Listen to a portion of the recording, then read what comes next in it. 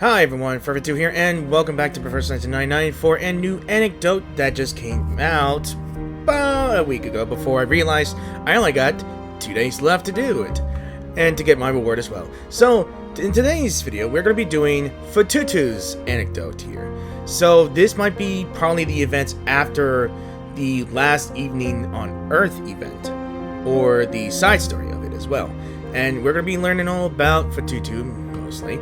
And we will get her unique, I forgot what they're called, but Psy Cubes? I think they're called? And an upgrade material to upgrade her here. So inside the penumbra can, covered in a layer of dust, are stories buried in the depths of time. Yeah, I felt bad for Fatutu when we went through the story here.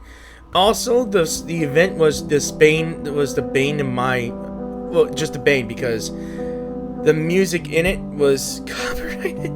It took a long while before they actually released my videos with the music in hand. So yeah, all I see is a bunch of roses or yeah, that's her shell necklace here. The Silent Grave is the first chapter, so let's go ahead and let's see what's new for Fatutu.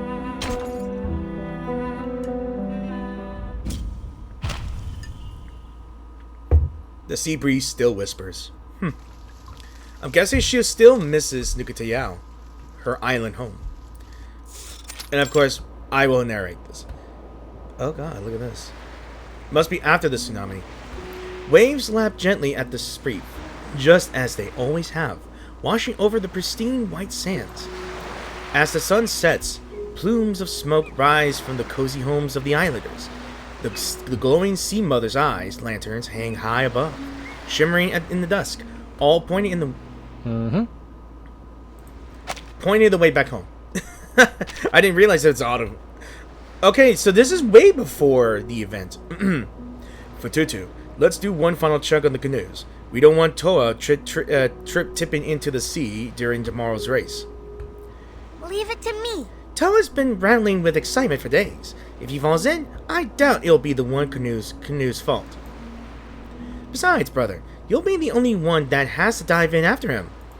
Aw. He swims a lot faster than I do. The canoes are neatly lined up on the beach, each showing different degrees of wear. Painted and adorned by various Nukatai hands, they stand like a row of strange, silent gravestones. Jones say that. That's red flag right there. Oh! We haven't made that new canoe in a long time. Look at her.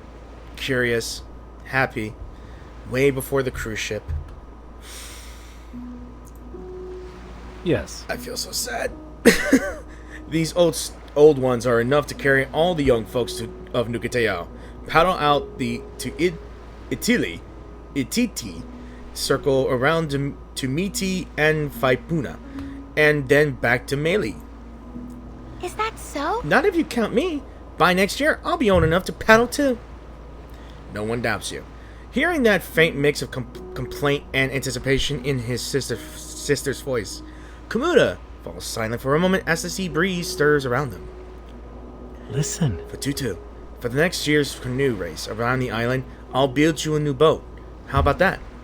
We'll find a tree with the straightest trunk, shape the prow just right. When the wind and waves come, you'll ride them like they're part of you. But... Kamuda. Fatutu will have her own canoe. One that no one can catch.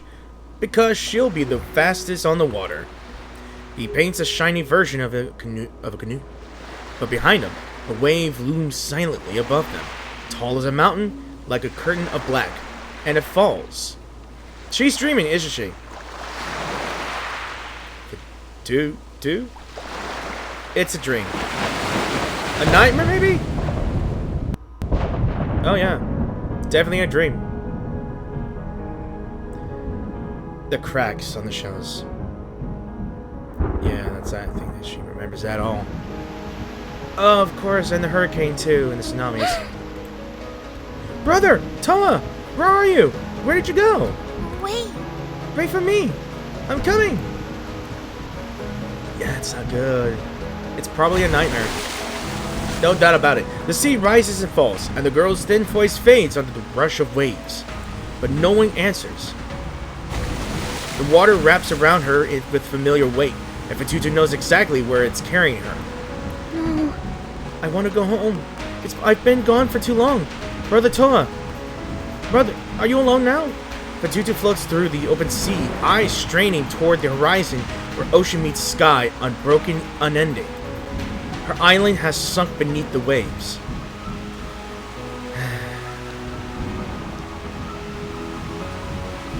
Gone. It's all gone. Oh no. Gone. God, no. Trauma and depression. No. Needy. Vaipuna, Meili, our islands. I shouldn't have left. Why did I leave? Yeah, she's still having these feelings out.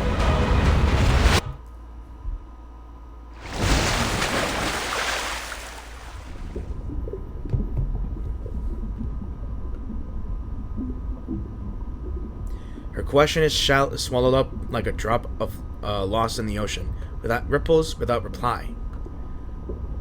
My head's hurting.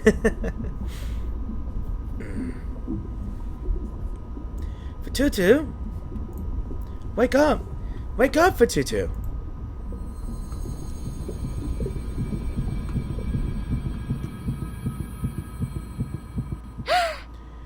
And here she is. Is this Sotheby's room? Salone? Kamuta? Realizing the nightmare is over, Fatutu immediately shuts her mouth. I knew she was having a dream. It was all too good to be true. Oh, she's still here. That was another bad dream, wasn't it? Fatutu looks for words but only nods. Salone lifts her shell necklace, placing one shell gently against Fatutu's forehead. Fatutu lifts her own in reply and presses it to Salone's brow. Swept on into the tide, scattered by the wind, gone into the mist. Let the siren's song not lead me astray. Let nightmare's voice not steal me from my home. The shell's warning keeps me on course. Its grooves show me the path. I will return. I have returned. Some sort of prayer to keep nightmares away, huh? You taught me that song. Oh, it's a song. Remember? Salone's words pull Fatutu out of the cold from the cold sea of her nightmare at last. Ooh. You mean? That was the day you and Toa snuck out to sea and got caught in the storm, right? I wanted to pick how do you say that? Kapasari from Ititi that day. Just one more sprig from my sea mother's eye. I didn't listen to the shell's guidance, and I talked Toa into taking me. Our canoe had barely left the shore, but the wind suddenly swept us out to sea. Toa paddled with everything he had, clutching at Kapasari at the whole time. Brother was holding back tears when he realized you two were gone. He was so worried. Remember how you and Toa got such a scolding? For a long while after, I was terrified. Hiccups. There we go. Afraid that making it back had just been a dream. Afraid that maybe the ocean had taken Toa after all.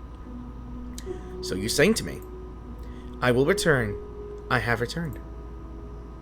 Salone, how are you doing now?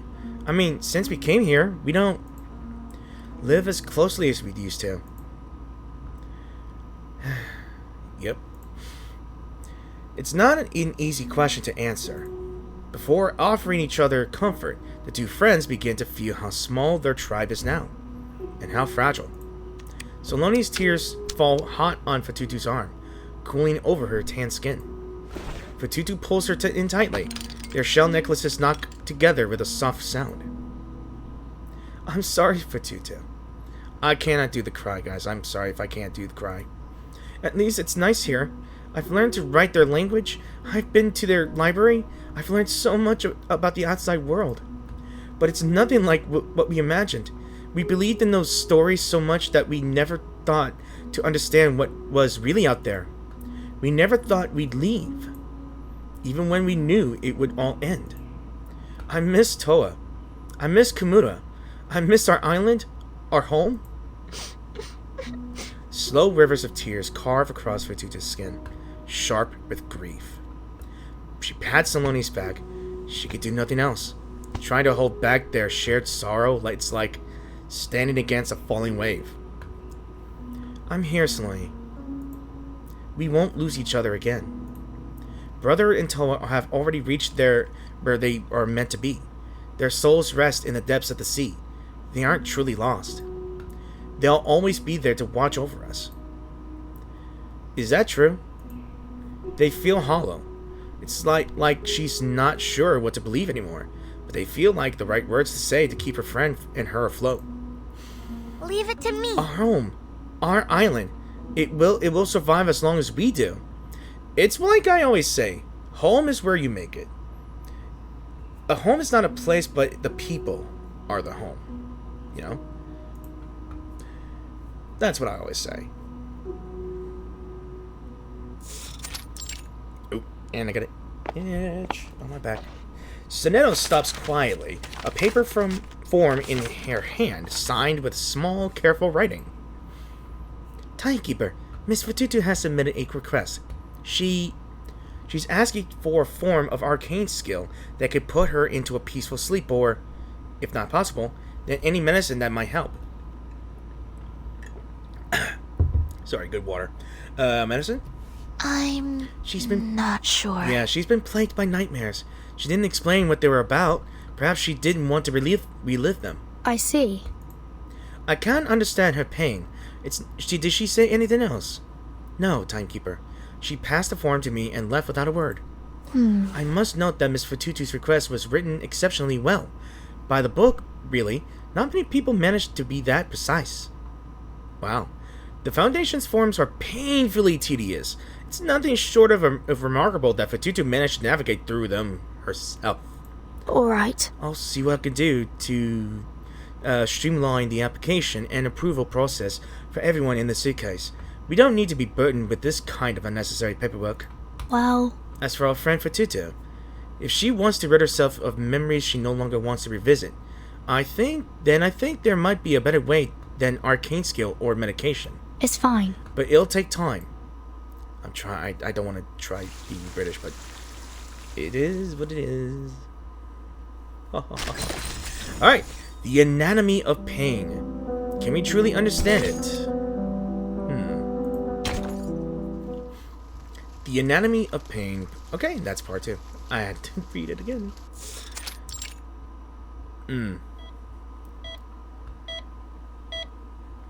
No! Toa! Brother! I'm coming to save you! The storm is coming! The shell! Our island! I'm sorry. Fatutu lies on the examination bed, eyes shut tight, brow furrowed, mumbling in her sleep, fighting against the weight of her dream. Is this right after they got rescued? I would assume so, if it's a hospital. Or a rehab center. It's strange to see Miss Fatutu look like this. I don't know if I've ever seen her so troubled. She peers through the window, watching with quiet worry. Timekeeper, it's strange. When she's awake, she never shows any sadness at all. Even when she first submitted her request, she didn't seem afraid or sad. It felt oddly clinical, like she was only asking for cough syrup. She's been so warm and kind to everyone here. She never let on about this, even as she was doing so much to help others. I suppose I just don't understand her.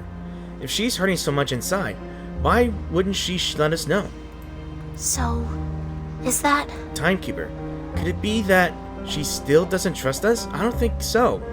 I mean, she's been named, promoted to leader so soon. She has to stay tough for her people, no matter what. She'll sacrifice her own comfort, or she can't show weakness, so that she's gonna have to comfort her own people, no matter what. Well... Asking for our help may not be her first instinct right now. The Foundation looks out for everyone. All she had to do was ask, but she can't afford it. I had hoped she would want to be friends. She does. I mean, if I've seen her trailer, she's already friends with Regulus. Trust me. I'm sure she does, in her own way. We just need to give her some more time. We'll be here for her, but she has to settle in first. Learn to feel safe. Understood. Let's hope Mesmer Jr.'s artificial somnambulism therapy can help Miss Fatutu recover. I hope I pronounced that right. You may not want to set your expectation too high. This treatment is far from a pancreas. The therapist steps out from the recovery room, pristine as ever, speaking plainly and without pretense. I evaluated this patient earlier. I had been preparing to guide her into a dream state, but before I could begin, she had already entered one of her own. It's just as you see there. But there's nothing so complex about her nightmares. Nothing that requires artificial somnambulism therapy. This is nothing less than pure and unfiltered homesickness, it is. Is there any not sure. other way to ease Miss Fatutu's pain? Ease her pain? Do you know what pain it is? Pain! Sorry, I'm reminded of an anime episode. I reject. As I said, you may be overestimating our capabilities, or perhaps I should say, underestimating the nature of her suffering. I would never argue that artificial somnambulism therapy is anything other than a remarkable leap in science. It's helped correct behavioral issues caused by the storm, paranoia, compulsions, violence, those things, yes. But it can't erase or even relieve the pain. At best, dream guiding might offer a momentary distraction from the nightmares, but it will be a false comfort, escapism. We can't rely on artificial somnambulism to save her. Yeah, she has to do it herself, and damn it, connection issues is being beach. Alright, I'm going to wait until this is stopping. If it takes me... Okay. The rebuke leaves no room for argument. I was not sure. Miss Mespa, are you saying you won't treat Fatutu? I'm saying I have no treatment suitable for her. All I can offer is some help falling asleep. I wouldn't recommend anything more than a hot bath and a cup of warm milk. You know, I never actually drank warm milk at all. Just a cold one. Or just water. Is it really good? I see. Good. She'll wake up soon. Despite what I've said, I believe she is capable of overcoming her pain, but there's nothing more I could do to help. Yeah, Fatutu's gonna have to do this herself. With that, the no-nonsense therapist turns and walks away, leaving no opening for further questions. Fatutu. Drink. Her gaze lingers on the girl beside her. Then, without a word, she walks away again, quietly unnoticed. There must be something we could do. Let me think. Some things can't be undone, like glass shattered across the floor, too broken to piece back together. Their present problem seems to just as daunting. Side by side, the two lean against the wall in silence. They're searching for a way to heal something as abstract as a heartache. Yet suddenly, footsteps interrupt their thoughts. Light, hurried, like wind chimes jingling with urgency. Fatutu! Oh, it's Barcarola! Hi! No! Where's Fatutu? Is she in there? She grabs the sleeve, then someone's hand, eyes wide with concern. Before anyone can answer, she's already flung herself toward the window, peering in at Fatutu lying on the recovery bed. Her first friend. She presses up to the glass. Fatutu, wake up! Fatutu! Miss Barcarola. Zanetto starts to step forward, but a hand reaches out to stop her. Superior gives a slight shake of the head. Wait. I have something very important to tell you, Fatutu. Her voice reaches through. Fatutu stirs from her bed. Her eyes flutter open softly, searching for the calling voice. You're awake, Fatutu. She leaps toward her like a dolphin sailing up over sunlit waves in an irrepressible motion. Barcarola? Giotto, who else could it be? Fantastico. Time to wake up. There's something more important than sleeping to be done now. What is it? It's a trade season. It's trade season. The trade season is just about to begin. What?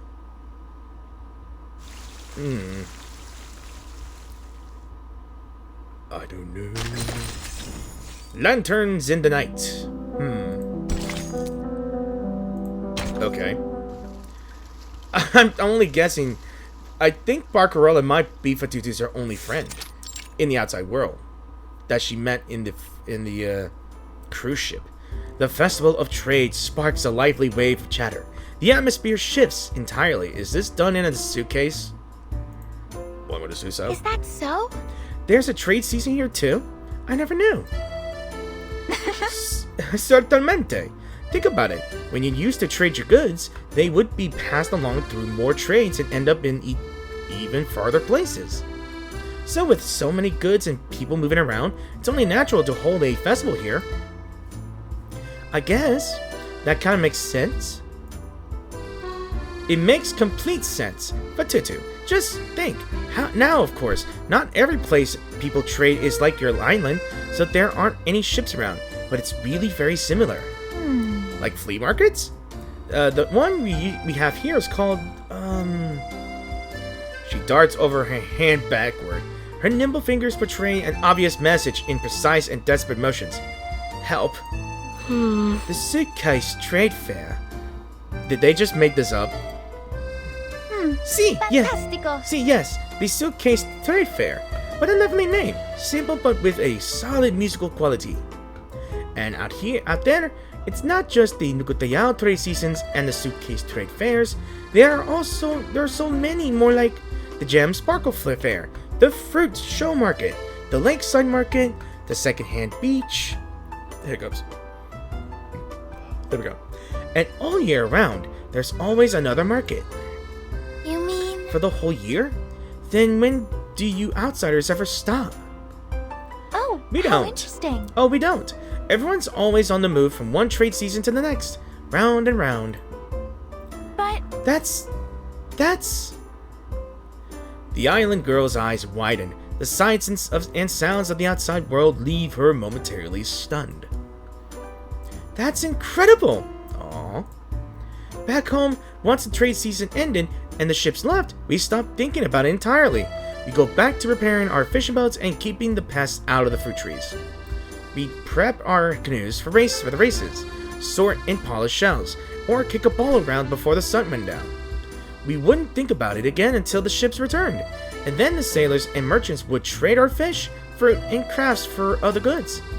We've always waited for someone to come and trade with us. Nukatai people need time to live our lives, time to relax. oh, Masorto. But the trade season is still important to the Nukatai people, isn't it? yes. Of course. During the trade season, we trade for medicine, tobacco, and dyes.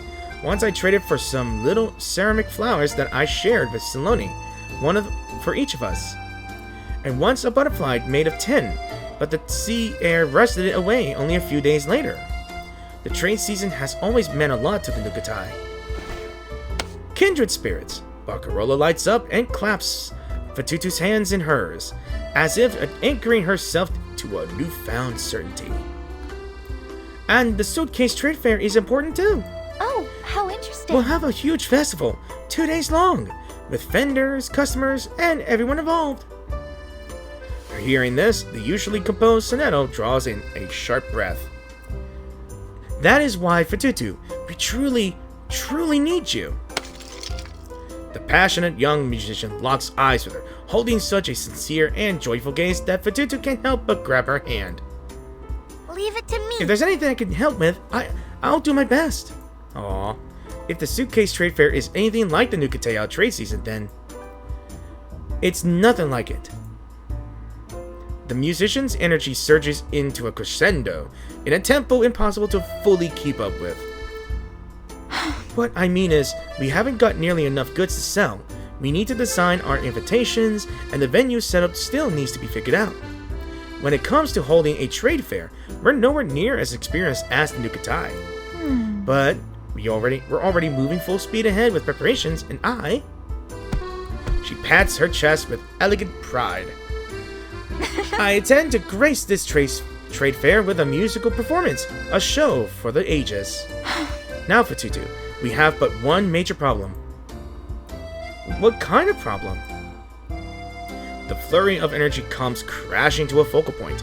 Fatutu seems unable to imagine what sort of problem here could be. We must light up the night. Oh no. You see, the suitcase trade fair is set to last 2 days and 1 night. But we've run into some issues because we don't have, light for the nighttime. The gifted musician is nearly as capable of improvising events as she is with music, but still trips over the sour note. Luckily, someone else is able to carry the tune. I'm sorry. Here's the situation. We have a researcher in the wilderness who's using our backup power for some experiments. I think so. I suspect his energy usage has gone well beyond what he noted on his official application. Is it? I forgot his name. I forgot his name. Is he that fishbowl guy? I forgot his name. Ulrich. Yes, Ulrich. Well... And more than that, we have a woman here who depends on a steady supply of power to keep her medical devices operating. Lucy? As you can see, we're in a predicament. The energy reserves inside the suitcase aren't quite stretched. We can provide lighting from sunset to about 10 p.m. But after that... Oh, damn. I had a yawn. She suddenly shifts her gaze toward the musician. The bow is moistened, and the stage is hers once more. After that, we'll be cast into total darkness. What a shame. In the dark, vendors won't see the crates, customers won't see the goods, and no one will be able to see me playing. An unspeakable tragedy, I'm sure you'll agree. Just imagining a lonely pitch-black performance is enough for her to conjure a well of tears in the corner of her eyes. No. Hands still held tightly in the musician's delicate grip. Fatutu can't help but start worrying alongside her. Leave it to me. I have an idea. We can make sea mother's eyes, just like we did it on the boats. They'll stay lit up all night long. If we make enough of them, they can light up the festival long after it gets dark. She reaches over to wipe away Barcarolla's tears. Ugh. I hope she could do the same with my yawning. The gesture is natural, unthinking, intimate. I'll even set up extra Sea Mother's eyes around your stage. That way everyone will be able to see you shine like a star above the ocean as you play. She's really giving her the compliments here. Barcarolla's tears come to a sudden stop, and she looks deeply into her friend's eyes. Then she throws her arms around her with an emotional hug, bursting into an even louder sobs. Oh no. I can imagine this. You're just... The words tumble out like notes from a melody she never quite finishes. In the end, she still can't say exactly what kind of girl this islander is.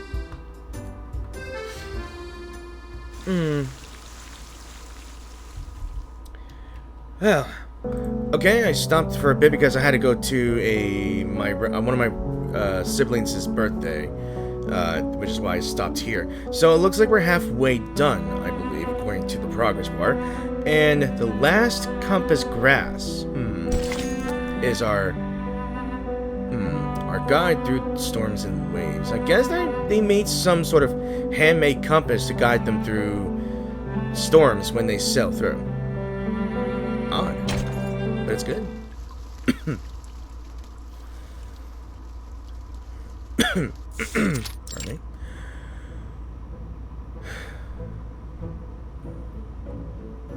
Strips of palm bark cover the ground, bundled compasture. Sealed jars of animal oil and basket of clean white shells, handcrafted windmill turning in the breeze, a box of pigments ground from scorched reef rock, a nukatai, and a musician who sails with the tide. Sorry, I just didn't keep up. Fatutu, look! She holds up a piece of a tree bark to her face, peeking through two holes like a child discovering something new. Oh, that I looks found- like so much fun. I found one too. Fatutu finds another piece of bark, lifts it in front of her face, and speaks through the cutout mouth hole. I look like I'm from the forest.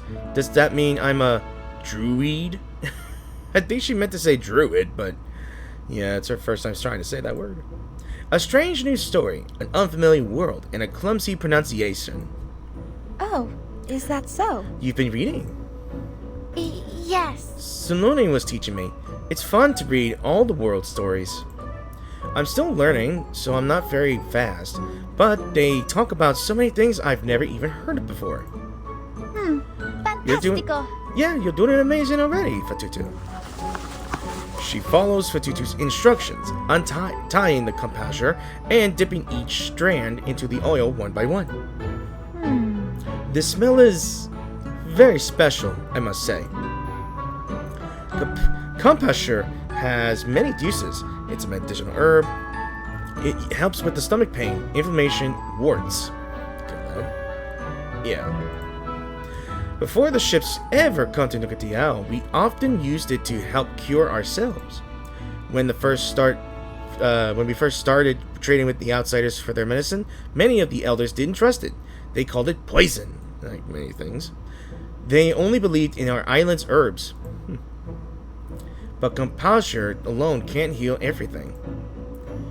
She learned the importance of having medicine on hand with many times during her sea voyages. To the Nukatai, endurance is a virtue. If you get sick at sea, there's no shore to dock at. You can't stop.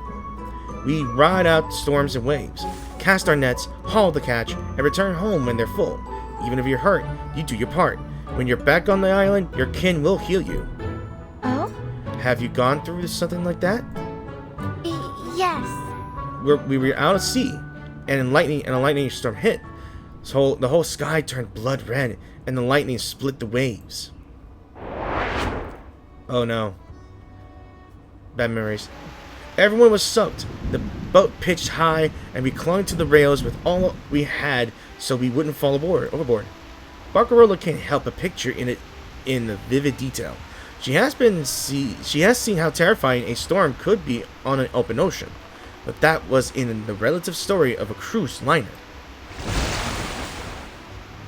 I heard lightning strike a crate. It cracked open, and our hollow fruits and red snappers rolled into the sea. That was the scariest trip we ever had. Oh no. How did you make it back? Oh. We simply shut our eyes and sailed through the storm. Really? I mean, we put on a charm made from burnt kapasha fruit root. Sorry guys, I woke up in the morning and I just want to sleep again. It helped keep lightning away. Barcarola runs her fingers over the root in her hand. Its twisted shape soft but dry to the touch. Before we left, we consulted the shell's guidance and it told us we'd return safely. But the shell doesn't tell you what will happen, only how it ends. When we got back, I looked at the roots. They turned to black ash, and the wind had carried them away. Wow. I never imagined these leafy things could be so magical. Compasari? I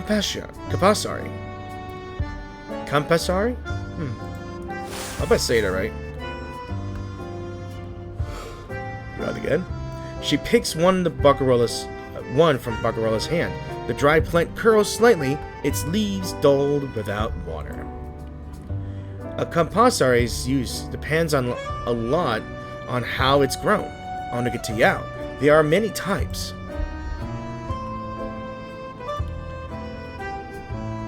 The kind we use from Sea Mother's eyes is the most common. It needs sunlight, so we plant it in bright places. It stores up the sun's light during the day and glows in the dark. When we return from the sea, the light of the Sea Mother's eyes leads us back to safety. Okay. The kind that wards off lightning is planted high up in a place where it can witness lightning firsthand. That's how it learns to avoid it. We climbed to the highest cliffs on the island and scattered these seeds everywhere. Scattered the seeds there. Whew. A swampy area? The medicinal kind, well, some we grow by the shoreline, some near fruit trees, and others have to be planted directly in the sea.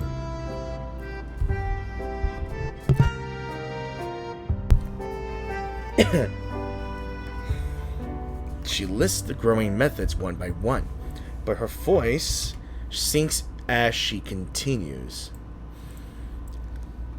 These are the last compasare. Oh, wow. So they're only plants or herbs. They have the last fighting ones.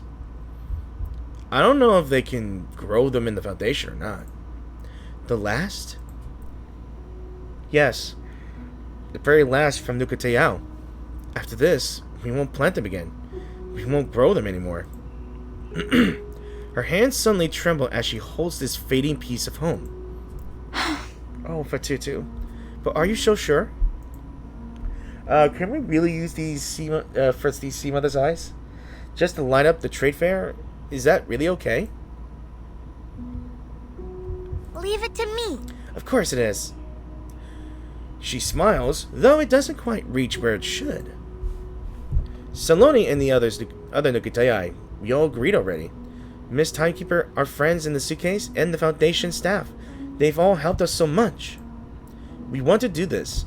We should do this. Letting these compasare light the sea mother's eyes once more is a beautiful ending for them. We just leave them tied up in the corner, then they'll just be regular grass, not the compasare of Nukitayao. Oh, sorry, I have my mic again. But...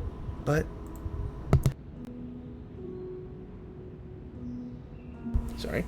She can see her friend is speaking with conviction. Miss Barcarola, the sea mother's eyes will light up your stage. I'm so very happy about it. About that. Let's finish these together, okay? Like we did on a boat. Yeah. It's a tough decision. Taking the last thing they have of home and just put it in a place unfamiliar. So, nature solution. Let's see. Like all good stories, this one has a wise druid too. And I think I know which druid it is. I hope Miss Druvis the third is here.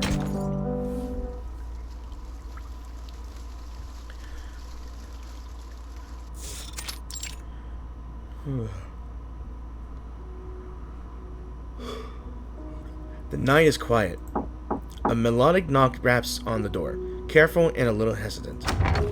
With a soft click, the door opens on its own, spilling out a warm yellow glow. She peeks her face in, almost like a dolphin bobbing her head out of the water.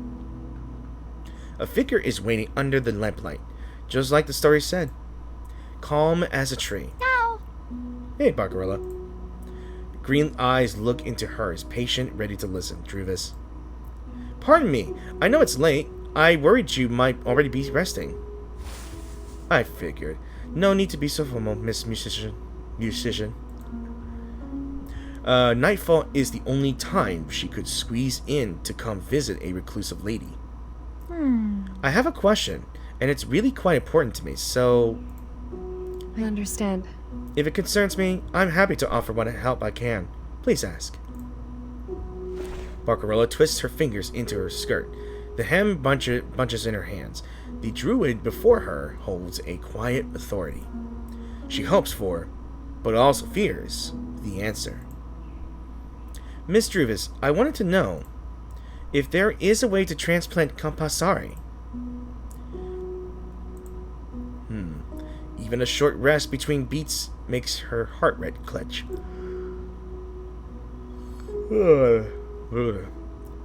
Damn. You mean you want to grow compasare inside the suitcase? Yes. Is that possible? Even in my time, it was rare. It only grows on remote islands far away. For a short time, plants like those become madly popular. Then not long after, really, they were replaced by pills and miracle elixirs. The lady walks alongside creeping vines and silent trunks as she combs her memory. I suppose it was a matter of patience. There aren't many willing to wait around for a plant to grow. That's part of why, even when trade reached those islands, Kapasare never made its way beyond them. And I'm afraid that plants, like people, have homelands. Kapasare cannot thrive anywhere else but Nukutea, an island. The answer strikes Barcarella with all the force of a broken string in the middle of a performance and carries with it the same hot panic. You mean there's no way at all? I don't know much about plants, but what if I'm very careful? Like incredibly, super careful? Even if I might only grow one?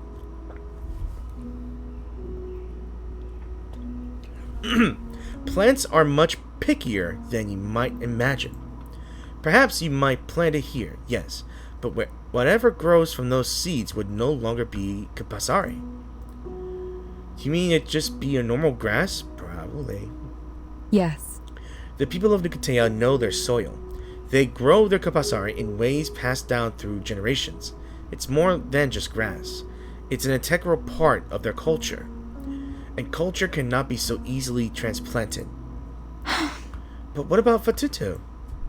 She used the last Kapasare to make those sea mother's eyes. It's my fault. Oh, poor girl, poor child. No, don't say it like that. A quiet sigh. You came here for your friend. I wanted to help her, but everything seemed more simple in my head. Yeah, your friend already came to see me earlier. Huh?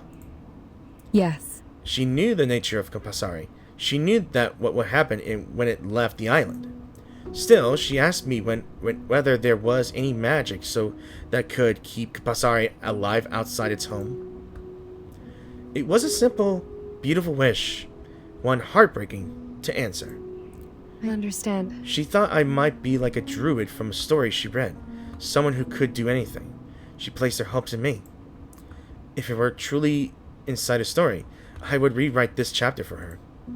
But the story of nature can only be written by nature itself. Thank you, Miss Druvis. A vine curls up to her shoulder, its open leaves brushing whatever. And a small tree planted nearby, stirred awake by arcane skill, gently offers its presence. Now, it would say brush on your cheek. Okay. This is a lumen tree. Its leaves and buds can glow. Breaking off a twig and place it in water, it will grow roots. Once the roots clump, plant them in soil, and the branch will grow back into a tree. Perhaps it will help you light up the night. Light up the night. Sorry. The water in the vase gently ripples as the lumen branch sways. Following guidance from her nature-loving friend, she trims the branch at a slanted angle, finds a slender-necked vase tucked away in the corner, and fills it with clear water. Sure enough, it begins to glow, lighting up a small corner of the room. The event is drawing near. She intends to bring this glowing branch with her today, hoping it would soothe the ripples in Fatutu's heart. Aww.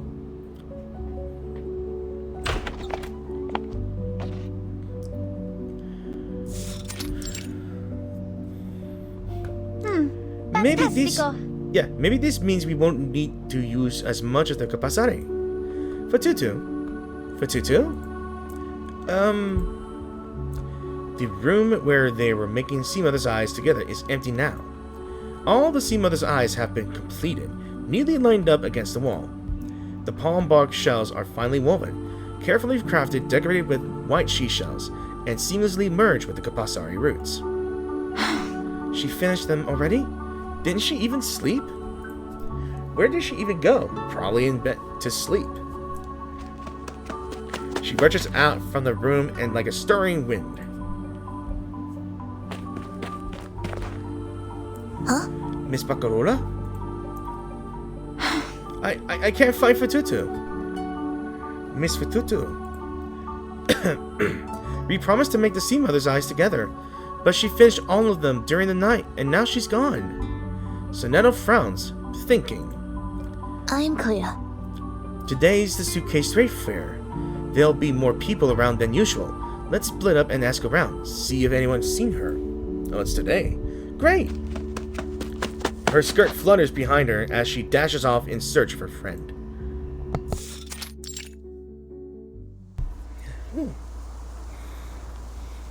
An open-air campsite is starting to take its shape into the impromptu suitcase trade fair.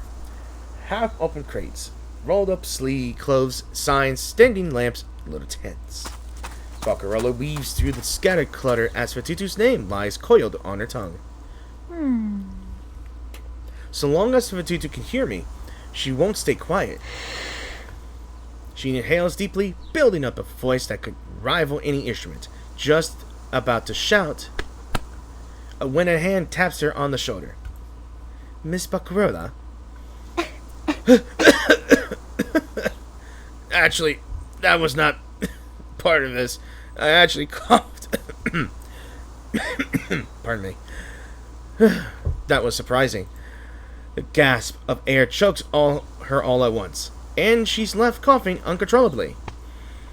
The culprit gently pats her, waiting for the coughing to settle. Well, We found Fatutu. Is she alright? Is she safe? I think she needs a bit of time to herself, so Nino and I chose not to disturb her. She'll reach out again when the time is right.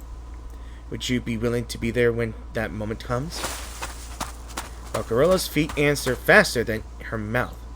She leaves behind only the sight of her retreating back and a voice drifting from afar. Of course I would. What a good friend. What a good friend.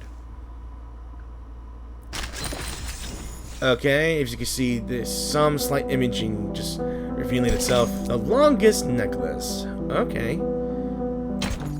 Why hasn't my spirit shell cracked yet? That's what I just read.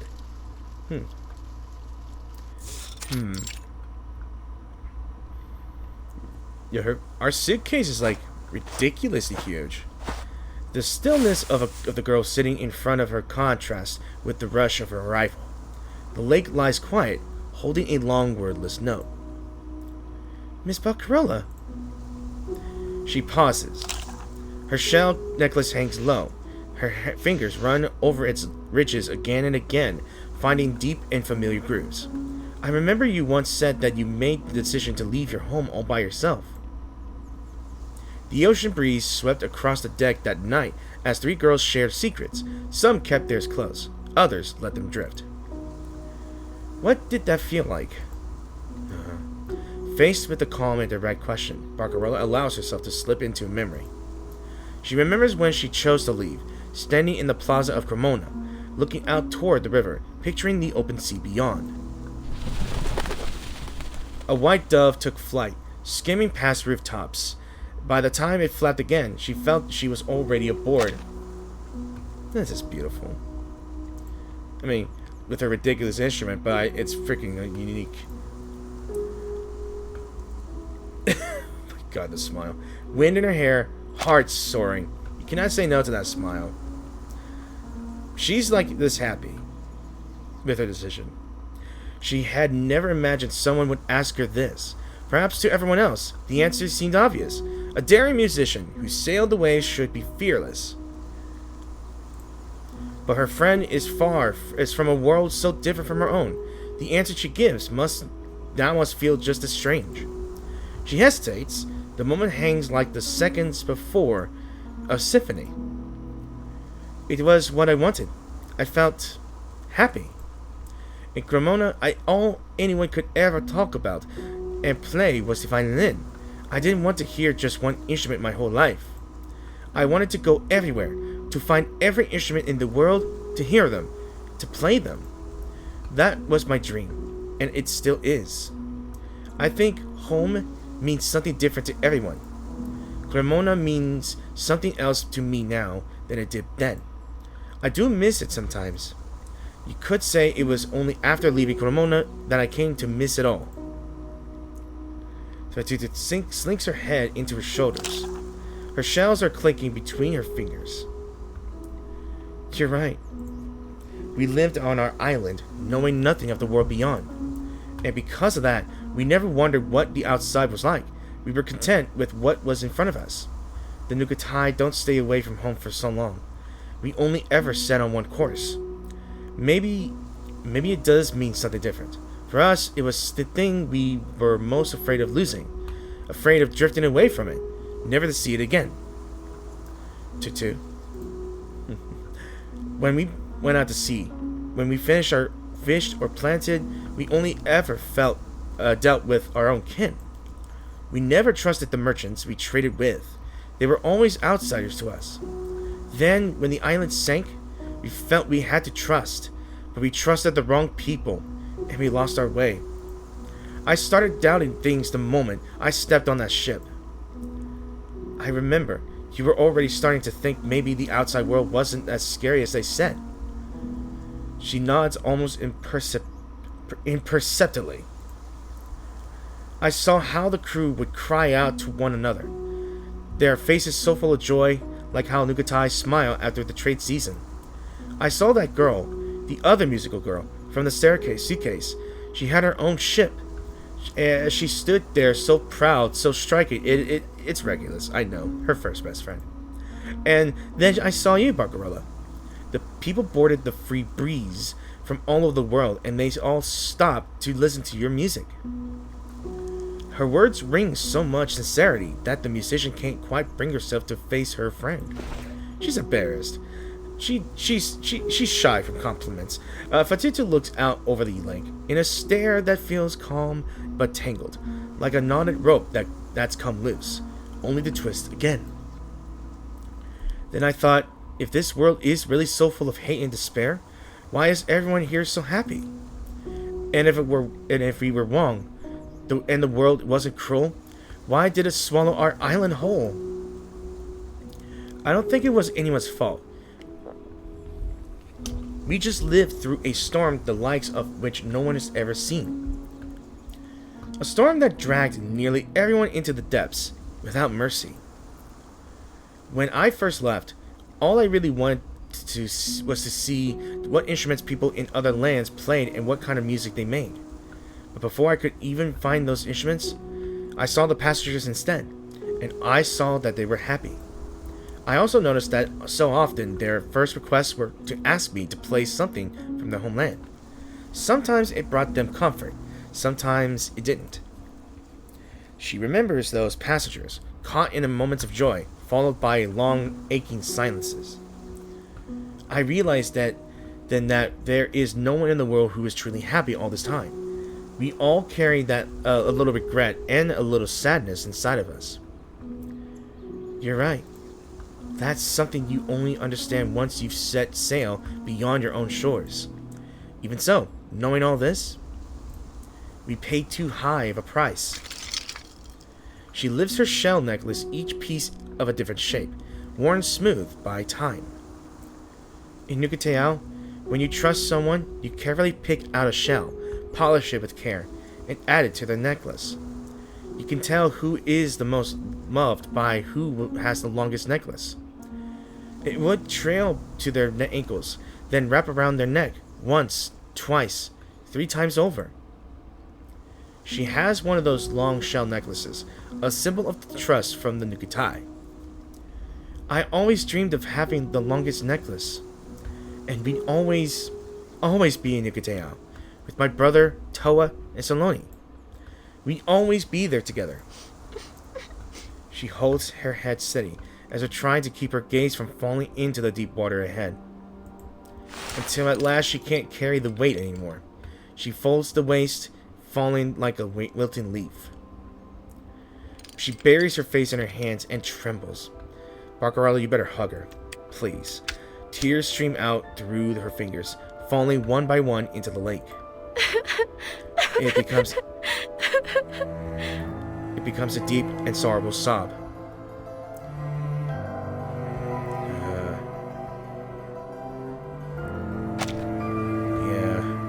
I always feared what my brother told me. If we stayed away from home too long, the shells would crack and never be whole again. He's gone now. Toa's gone. We left Nukateao, and all these shells, they're still whole.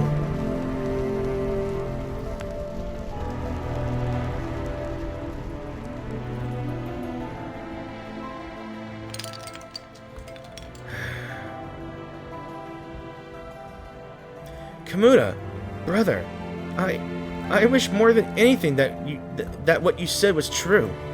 I really, really do wish it were.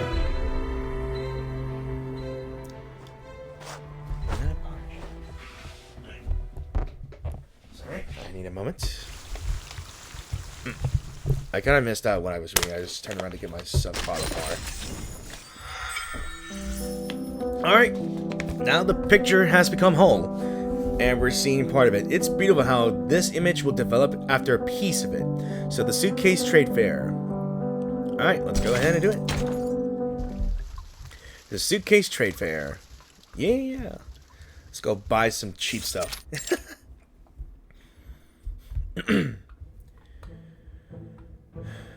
Timekeeper? Are these all the things you plan to trade at the trade fair? Yes. These were the only books I could find that were still in decent shape. Advanced Clock Repair, The Beauty of Poetic Cadence, Mastering the Art of Communication, which I should. Sonetto glances over the tiles, a flicker of surprise in her eyes. Have you read all these, Timekeeper? Correct. I finished them. She has no time at all and just reads them all. Sonetto flips through the books. The pages are crisp, nearly read out, but well preserved, almost new. What are you holding there, Sonetto? Hiccups. Oh, just some college journal. I got silence before. Some college journals. I decorated the covers. She seems unsure of how to explain her creations, opening the covers, closing them again, and then opening them once more. You can paste anything on the blank pages inside. There are no rules. I see. I remember you used to make these back in school. Yes, Timekeeper. It's a habit of mine. Yeah, she's shy. I look forward to it. I'm sure someone at the trade fair will like them. I hope so. Timekeeper, Miss Barcarola told me she and Fatutu are preparing some things to trade as well. This is all thanks to you and Miss Barcarola. I never imagined that we'd be hosting a trade fair here. And in a suitcase of all places. She looks at the stalls taking shape, each one fitting with a must-see mother's eye, waiting to be lit under the afternoon sun. And so many people showed up today. Oh, watch out for the blue potion chest! There are still a few startle hoppers in there for my potion ingredients. They'll guarantee that Miss Sotheby's booth is the highlight of this jig-jog trade fair. I cannot speak like her. Also, my Typhon charm. It has to hang right in the center. Little Typhon will bring me tons of customers. Miss Sotheby, please keep a close eye on your belongings. I forgot about you. I just recently got her. Miss Dear Alchemist, somebody must take a look at these newly bred critters. Intelligent, docile, and perfect for potion testing. She basically raised test subjects. Oh, darling, don't worry. Today's trades are just for demonstration. I wouldn't dream of going all out. A lively voice calls out from the side. You. Welcome, welcome. With funds presently dwindling, I've been forced to liquidate some of my most beloved inventions. Around-the-clock paperless printer, critter footprint transfer analyzer, pixel conversion, whatever you call it, cash accepted, as well as trades for worthy inventions. I don't know what the other one was. Pixel conversion lens. Why? The crowd swells. The place is buzzing. The first ever suitcase trade fair officially begins. A gentle melody floats through the air, opening the day's celebration. Barcarola plays her crackling box. Some stop to listen, others pass by, eager to browse the bustling stalls. Some hesitate, some haggle. And more still are drawn to the stall beside her. See Mother's Eyes from Nukatea, shell necklaces, conch whistles, woven walking sticks. And the people who brought them from Nukatea. These handmade items from the sea draws eyes from all around. One after another, the visitors gather at the stall. Welcome! Come see what Nukatea has to offer. These necklaces and sticks are hand-woven. These shells once kept us safe on the sea. Barcarola shifts to her cheerful tune, lifting spirits even higher. We welcome all trades and traders. Browse as you like. Little by little, items are taken and more are left behind, filling the Nukatai stall. I didn't know that they were starting to sing, in all honesty. As dusk settles, Sea Mother's eyes pass from one hand to hand, lighting every corner of their outdoor site. Wherever the musician plays, the light burns brighter. A lumen branch, newly sprouted and finding its root, stands in the slender necked vase. Two Sea Mother's eyes carved with musical motifs lie near with special decorations. Three little Typhon lanterns training between Sotheby and Fatutu sway gently. Besides, Solid proposal. in bartering, where failure is judged on the spot, estimations of a trade's final worth must be assessed through future use. Hey Lucy, how are you, my lovely lady? Number of items requiring high power output, 0. Internal suitcase power supply usage, 20%. Ranking, low. Perhaps. Consider your energy use here adequately compensated. Thank you for your generosity, Madam Lucy. Don't sweat it. Before midnight, everything the Nukatai had brought to trade is gone. Miss Fatutu. Timekeeper, we're all out of things to trade. Are those what you got from the fair? She sees a few books, neatly tucked at Timekeeper's side. Just the ones that didn't get traded. Oh, I see. Timekeeper, I saved a shell necklace for you. Aww. A necklace strung with shells, a dazzling array of shapes and colors, delicate and distinct. This one follows traditional Nukateao style more closely. Timekeeper, all of us are truly grateful to you, and the foundation for letting us stay here. For Fatutu and all of us to have a new home, we're so thankful. Yes, those complicated forms, we never could have filled them out without your help. Especially that library registration, yeah. Of course, are many of you interested in these books? The Islanders squint at the titles, trading thoughts and guesses about their meanings. Clock repair. Ah, for the machine they used to tell time. Yeah. Fatutu steps closer, a question shining in her eyes. Timekeeper, I've been meaning to ask you something. A long time ago, my brother told me that if a Nukatai were ever to leave their home, their shell would crack. She runs her fingers along her necklace. Each shell remains intact and unbroken. I never quite understood if he meant it. We never ventured far enough to see. She passes the necklace to Timekeeper. Even under the night sky, it gleams under the Sea Mother's eyes. A quiet, distant power still flows within, tracing every line, gliding through its grooves. I can feel it. Could it be that your brother was right? It's just that you never left your home. That's why it's still whole. Like I said before, home is where you make it. The people are the home. The island girl doesn't seem to have a reply or a reaction ready, until a Nukatai voice calls her name.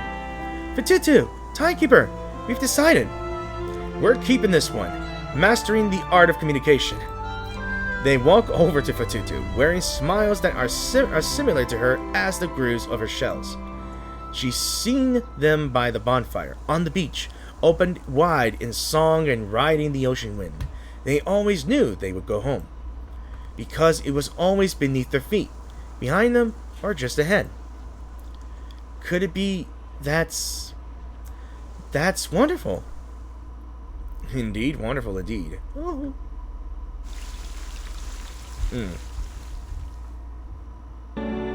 Okay, so our final chapter is A New Home, and I am very happy that she might accept her new home in the suitcase, maybe. I don't know why I say it like that, but the sea breeze still whispers, and I guess she might have gotten over her homesickness, I believe. Like I mentioned, home is where you make it. Alright.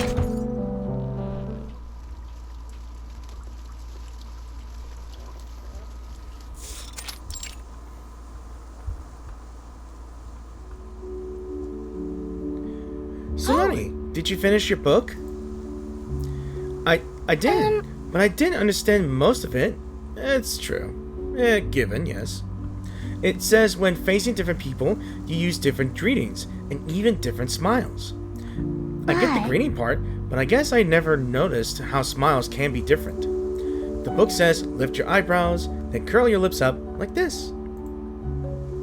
She lifts the corners of her mouth with her fingers, trying to mimic the motion. Then drops her hands and laughs. I get it. I remember how brother used to laugh like that when he had just caught a fish, or when he was climbing trees for fruit and fell out. That was another laugh, all wobbly and silly. It did seem to help the pain. Maybe we need to learn this ability, silly kind of laugh, to feel better. All we really need to do is learn to laugh then, again. Like this. She lets out a bold, familiar laugh. Sounds just like the old days. No one needs to teach us how to laugh. Yeah, exactly. The Nukatai people have always known how. The calm lake ripples with the sound of laughter.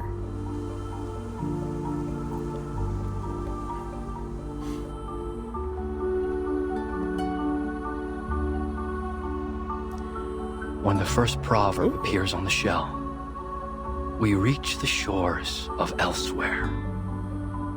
The island, the upturned palm of Mother Sea. The once drifting boat now beds itself in its golden sand. I thought I kept going. When the second proverb appears on the shell, we kindle the fire, the crackling warmth, the spark of hope. There's Kumato. The joyful people are long blessed as one. Okay, Kumura, that's his name, Kumura. I keep forgetting the name. When the third proverb appears on the shell, we accept the sea's gift. The rolling waves, the plentiful fish. Okay. Oh, is that it? The cool sea breeze cradles us. Man, look how happy and content she is, just happy with this simple life here on the island. But yeah. Now look where they are. Inside a suitcase. Fatutu, I'm heading back to the library. I'm going to start a new book. I'll tell you about it next time. That clock repair book was interesting after all. We're going to try our hands at it. I cannot wait for that to happen. Took us all day to read one page. Okay, it makes sense. They're still trying to learn all the languages, and they try to read the entire book here. What a awesome. project. The people of Nukatayao head off again, busy with their new lives. Fatutu remains behind, facing at the water of the lake. Her hand reaches for her chest to a shell necklace that holds new pieces.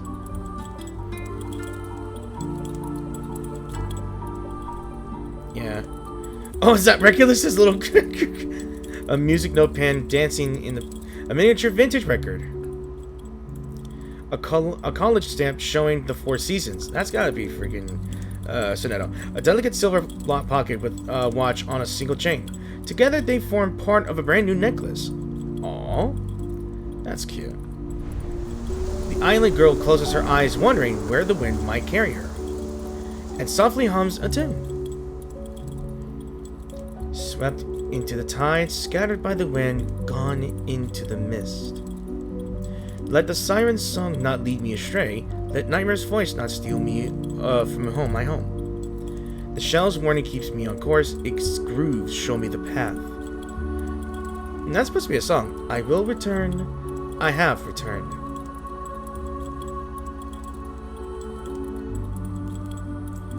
Aw. She is finally happy, settled in her new home. I guess. The end. I guess, yeah, the end of that. Alright, got the achievements, and I got new achievements here. And more rewards here. So, I might be busy off recording trying to gather reminiscence or these things here. But I still got a Cosmic Overture to do so. So that is it for Fatutu's Anecdote. A little sub-story after the events of the last evenings on Earth. She finally gotten over this feeling, the questions she had in her head, in her mind and heart, to try to settle in a new home. And as long as her people is happy, she could be happy too. Home is where you make it, and the people are the home. Not just one land, you know? Or one island, maybe. So, as always, thank you all for watching this video, and I really hope you enjoyed this video. If you did enjoy this video, please give this video a like or dislike. If you have any questions or anything to say about this anecdote or story, you can put them in the comment section down below. Feel free to criticize me if I've done something wrong or said something ridiculously wrong as well. I guess you could say I will be doing the rest of the Cosmic Overture event. Not sure if I should put it in one video, or maybe I could probably put it in separate videos, as I've always done. Maybe. But who knows? So, as always, guys, thank you for watching, and I will see you all... Damn, young ambushed me. I will see you guys in a new video, so peace out, have an awesome weekend, or have an awesome new week, and enjoy the summer. Bye!